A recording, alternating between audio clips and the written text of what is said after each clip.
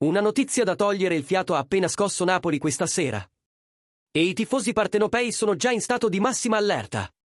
Siamo tornati con un aggiornamento imperdibile sul nostro amato club, portando informazioni direttamente dai retroscena dove qualcosa di grande sta prendendo forma.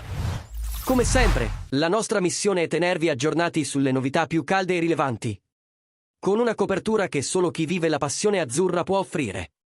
Ma prima di tuffarci nel tema di oggi, che sta lasciando tutti a bocca aperta, lascia subito un like.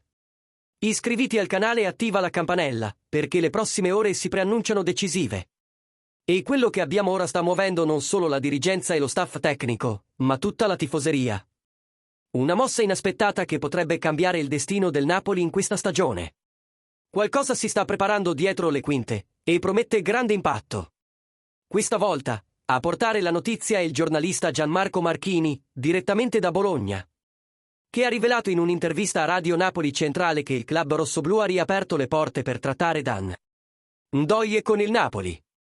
Dopo settimane di stallo e raffreddamento, sembra che l'azzurra abbia rilanciato in modo decisivo le trattative, mandando un chiaro segnale del suo forte interesse per l'esterno svizzero. Il Bologna, dal canto suo, non esclude più la cessione, anche se resta fermo nel non voler trattare il giocatore in prestito. La chiave dell'operazione ora è nelle mani dello stesso Ndoye, che mantiene ancora aperte diverse opzioni. Potrebbe rinnovare col Bologna, accettare l'offerta del Napoli o persino prendere in considerazione l'interesse del Nottingham Forest, dall'Inghilterra. Il punto centrale resta l'offerta giusta. Secondo Marchini, il Bologna non ha ancora ricevuto una proposta ritenuta equa, ma riconosce che il Napoli ha fatto il primo passo tornando con forza al tavolo delle trattative. E come sempre, i club della Premier League, con il loro potere economico gonfiato, restano in agguato, il che potrebbe spingere ancora di più la dirigenza partenopea ad agire in fretta. Il futuro di Ndoye sarà deciso da una combinazione di fattori: il desiderio personale, il progetto sportivo e, ovviamente, l'offerta economica. Quel che è certo è che il Napoli non si è tirato indietro dalla corsa, e ora più che mai questa telenovela sta entrando nella sua fase finale. E adesso, tifoso del Napoli, vogliamo sapere la tua.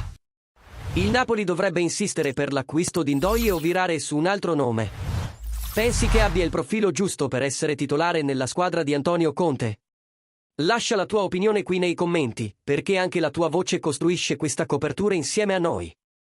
E ovviamente, un super grazie a tutti voi che seguite quotidianamente il nostro canale. Insieme seguiremo ogni capitolo di questa finestra di mercato emozionante.